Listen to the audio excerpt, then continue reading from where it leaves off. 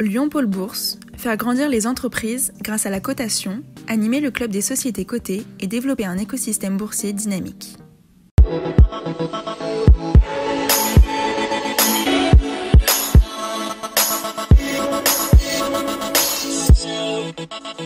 Bonjour et bienvenue dans Bourse et Valeurs pour tout savoir de l'actualité des entreprises cotées sur lyondécideurs.com. Mon invité dans un instant, Nicolas Cuinat, PDG fondateur de Mare Nostrum à Grenoble, spécialiste de la gestion des ressources humaines qui ambitionne tout simplement de doubler de taille en 4 ans. À retenir cette semaine, le CAC 40 qui se maintient au-dessus des 6300 points, au plus haut depuis fin 2000. La séance s'est terminée jeudi à 6357 points, au plus haut depuis le 7 novembre 2000. Dans l'actualité des valeurs régionales, Vicat a réalisé un très bon premier trimestre avec un chiffre d'affaires de 707 millions d'euros en progression de 15%. En France, la croissance atteint même 21%. En Asie, elle s'établit à 24%. Et dans la zone Méditerranée, elle monte à 30%. Globalement, la croissance organique de Vicat ces 3 premiers mois de 2021 atteint même 22%, plombée par un effet de change négatif de 7,4%. En bourse, à 43,55 €, Vicat enregistre un bond de 27% depuis le 1er janvier, de 74% en un an et une baisse de 25,6% en 5 ans. La valeur de la semaine, je le disais en commençant, c'est donc Mare Nostrum, dont nous accueillons le PDG fondateur Nicolas Cuinat. Bonjour. Bonjour Jean-Pierre. Merci d'être avec nous. Alors, vous vous présentez comme un expert innovant dans la gestion des ressources humaines avec une palette large de métiers. On va les rappeler, ces métiers. Oui, effectivement, nous avons un pôle travail temporaire, mais aussi un pôle cabinet de recrutement, formation et puis portage salarial. On va dire que le travail temporaire, c'est quand même le plus gros pôle des 4. Oui, historiquement, nous venons du travail temporaire. Nous avons assis notre croissance sur ce métier, mais nous avons très tôt diversifié notre offre. Aujourd'hui, cela représente encore quelques 87% de notre chiffre d'affaires. On a vocation à vouloir tendre vers 80% pour pouvoir laisser la place aux autres services. Alors, retour sur une année 2020 forcément difficile, avec 2 semestres bien différents. Au second semestre, un redémarrage très fort. Oui, bien évidemment, on a souffert comme tout le monde, en tout cas la majeure partie des entreprises sur le premier semestre, mais on retient effectivement le second, puisqu'on a su faire preuve de résilience et d'agilité pour pouvoir démarrer au plus vite, au mieux. Et effectivement, ça nous permet d'aborder 2021 beaucoup plus sereinement. Voilà, alors si on reprend dans le détail, une activité en repli, un chiffre d'affaires d'un peu plus de 124 millions d'euros, résultat négatif, mais encore une fois, le second semestre était presque à l'équilibre. Oui, on a rattrapé, pour ainsi dire, ce mauvais premier semestre, puisque nous étions quasiment à plus de moins de 4 millions. Et en fait, en termes d'exploitation, compte tenu de notre réorganisation aussi, notre malgré tout restructuration, on a redimensionné quand même la voilure, si je puis dire, puisque nous nous sommes introduits en bourse début décembre 2019, avec l'ambition d'avoir une croissance organique forte. Donc forcément, nous étions chargés, nous avions investi, recruté et pas prévu la Covid, donc on a dû se réadapter. Et puis, ce qu'il faut dire aussi, c'est que vous avez une trésorerie solide d'une quinzaine de millions d'euros, c'est ça? Oui, exactement, oui. Disons que le travail temporaire étant consommateur de cash, quand vous êtes en régression, forcément, ça fait du bien quelque part à la trésorerie. Alors, vous évoquiez tout à l'heure justement votre arrivée en bourse fin 2019. Est-ce que vous êtes satisfait de cette première année de cotation et un peu plus maintenant? Alors, forcément, je n'avais pas prévu cette introduction pour pouvoir passer un cap difficile. Je n'avais pas anticipé une crise sanitaire ni une crise économique. Maintenant, force est de constater que cette introduction nous a permis de nous renforcer, d'avoir des fonds propres solides, de pouvoir accéder notamment à un accompagnement des banques au travers du PGE, certainement plus facilement malgré tout. Et puis, comme vous l'avez souligné, cette trésorerie qui nous permet aujourd'hui de réaborder 2021 avec une vraie volonté de croissance. Donc, très content d'être allé en bourse, et pas d'ailleurs que pour ces raisons, puisque c'est aussi une belle visibilité, c'est une belle aventure. Donc, oui, très, très satisfait. Alors, on va reprendre d'autres actualités récentes du groupe. Récemment, une annonce du renforcement de votre pôle formation avec un recrutement important. Oui, comme je vous le disais, donc c'est vrai qu'historiquement, nous maîtrisons et nous sommes experts du travail temporaire, mais très tôt dans notre stratégie de diversification, nous avons ouvert notre champ des possibles avec le recrutement et surtout la formation. Et aujourd'hui, c'est vraiment au cœur de notre stratégie, notamment avec l'évolution de la réglementation de ce secteur d'activité.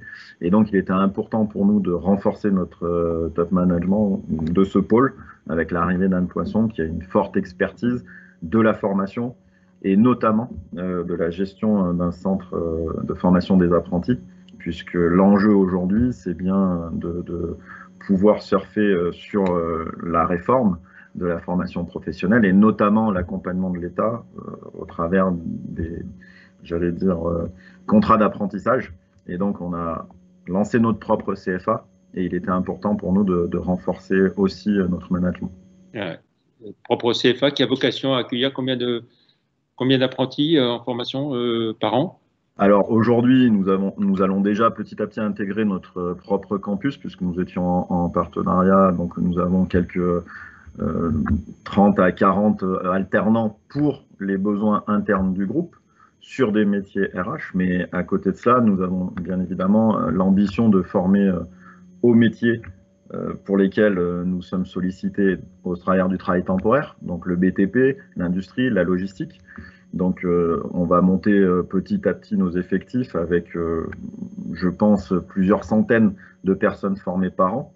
Et là, après, les chiffres seront à adapter en fonction de la durée et surtout des titres que nous allons pouvoir obtenir pour pouvoir structurer notre offre. Apprentissage qui a le vent en poupe, hein, on a vu les chiffres, hein, année record 2020 avec plus de 500 000 apprentis, je crois. Oui, je crois que ça va encore augmenter. Alors, autre actualité encore plus récente, une certification. Ah oui, pour renforcer notre offre Grands Travaux. Puisque Grands Travaux est une spécificité du groupe. Grands Travaux Facilities est une offre travail temporaire, mais pas que, qui nous permet d'accompagner tous les grands chantiers en France et à l'export avec des spécialistes. Et nous avons renforcé récemment Grands Travaux d'une spécialité double et le travaux sur corde et les travaux subaquatiques. Et pour ce faire, pour pouvoir déléguer dans les règles de l'art, si je puis dire, il nous fallait une certification Hyperbar que nous avons obtenue. Très bien. Alors, on va évoquer vos perspectives 2021 avec déjà un premier trimestre qui s'est bien déroulé. Une croissance de quoi? De 9%? Oui, effectivement, on a retrouvé la croissance organique, ce qui nous fait fortement plaisir. Plus 9% à l'échelle du groupe et plus 9% aussi à l'échelle du travail temporaire, ce qui est pour nous une performance, surtout quand on accède aux chiffres des confrères qui sont eux aussi visibles.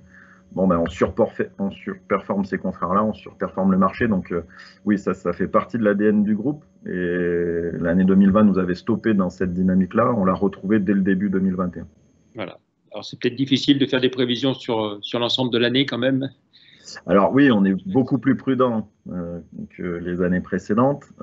On n'avance pas à pas. Maintenant, on a mis un certain nombre d'ingrédients pour pouvoir être toujours aussi agile et aussi, j'allais dire, proactif par rapport à nos métiers. Donc, pour l'instant, on reste confiant. Alors, si on se projette plus loin, en revanche, votre ambition, c'est, je l'ai dit tout à l'heure, c'est de doubler de taille en 4 ans, à la fois par de la croissance interne et des acquisitions. Oui, tout à fait. Donc, continuer cette croissance organique qui est pour nous importante pour consolider nos bases, nos implantations, mais aussi continuer à se diversifier par des acquisitions qui vont nous permettre d'avoir des nouvelles expertises, que ça soit dans notre métier le plus important qui est l'intérim, mais pas que, puisque comme je vous l'ai dit, on a une forte ambition au niveau de la formation, avec la structuration de nos centres de formation, et aussi la recherche de complémentarité dans notre offre, pour aller de plus en plus être sur une approche multisectorielle. De nouvelles implantations à venir alors oui, on a quelques sujets dans les tuyaux. Après, tout n'est pas encore très officiel, donc je préfère, mais moins peut-être de dispersion qu'auparavant, toujours continuer à essayer de se densifier pour être plus fort sur nos bases. Très bien. On va finir par jeter un œil à votre parcours en bourse. Déjà, un mot sur le regain d'intérêt des actionnaires individuels pour la bourse l'an dernier. C'est rassurant. Oui, c'est rassurant. Alors, oui, nous avions fait, c'est d'autant plus rassurant pour Mare Nostrum parce que nous avions fait ce pari il ne faut pas nier le fait que la Française des Jeux avait repopularisé, entre guillemets, de façon très positive l'attrait pour la bourse. Nous avons pu surfer sur cette dynamique-là, puisque nous avons nous avons que des porteurs individuels. Nous avons pu lancer d'ailleurs notre club d'actionnaires malgré la Covid l'année dernière. On considère qu'on a un succès qui est quand même, en tout cas, ce sont les spécialistes qui nous le disent, plutôt flatteur. Donc oui, pour nous, c'est toujours très important d'avoir une proximité avec des actionnaires et des actionnaires qui sont de plus en plus nombreux en tant que particuliers. Très bien. Alors pour finir, donc je le disais, on jette un œil à votre parcours en bourse. Au moment où on enregistre cette émission, vous êtes à 3,37 €, une progression par rapport au 1er janvier de 8,3%, d'un peu plus de 25% sur 6 mois et de 2,1% sur un an.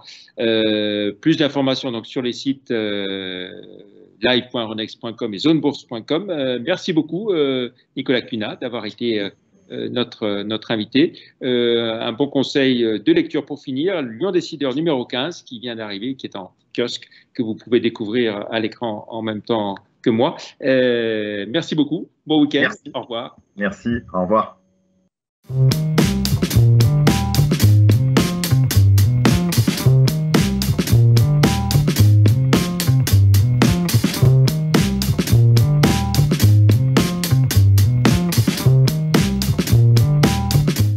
Retrouvez les enregistrements et informations de marché sur les sites de Zone Bourse et d'Euronext.